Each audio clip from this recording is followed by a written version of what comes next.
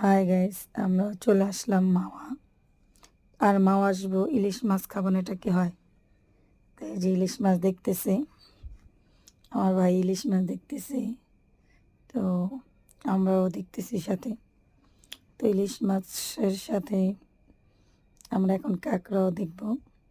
তো এই যে কাঁকড়াও নিলাম। কাঁকড়াগুলো ভালোই ছিল, সাইজে অনেক বড় ছিল। কাঁকড়াগুলো দেখতেছি, নিচে কাঁকড়াও নিছি সবাই মিলে। এখানে আমাদের মাঝে অনেকে কাঁকড়া খায়, খায় না, তো আমরা কয়েকজন খাইছি। এই যে মামা মাছ করতেছে, এই যে আমার হাজবেন্ড, সাথে আমার ছোট ছেলে আছে। আমরা সপরিবারে গেছি। এই যে যে ঠান্ডা, এই ঠান্ডার ভিতরে তো বাচ্চাদের নিয়ে আরো বেশি বিরক্তিতে পড়ে গেছি, তাও গেলাম সবাই একটু আনন্দ করতে। এই যে মামা আমাদের জন্য ভাত রান্না করতেছে, আমি একটু ভাতটা দেখলাম। এখানে অনেক পদের ভর্তা আছে, মামা অনেক পদের ভর্তা বানাইছে। এখানে যে কালো জিরা ভর্তা, আলু ভর্তা, শুটকি ভর্তা, তারপরে ডাল ভর্তা। এই যে ভর্তা দেখতে দেখতে আমাদের মাছ মাছ ভাজা আসতেছে আমাদের মামাই, আমরা একটু ভাজবো।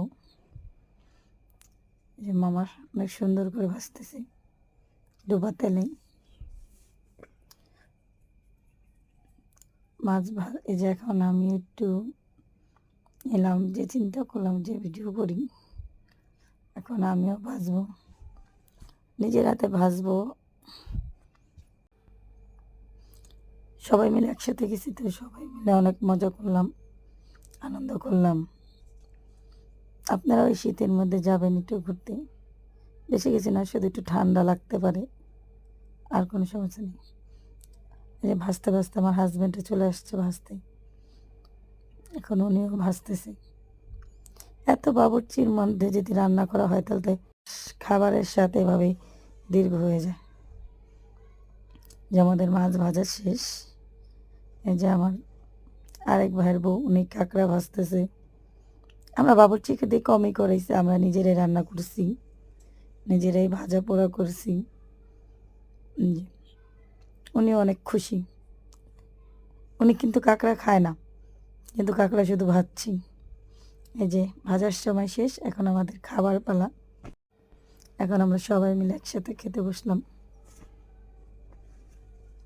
তো সবাই ভালো থাকবেন, দয়া করবেন আমার জন্য, ইনশাল্লাহ। আল্লাহ হাফেজ।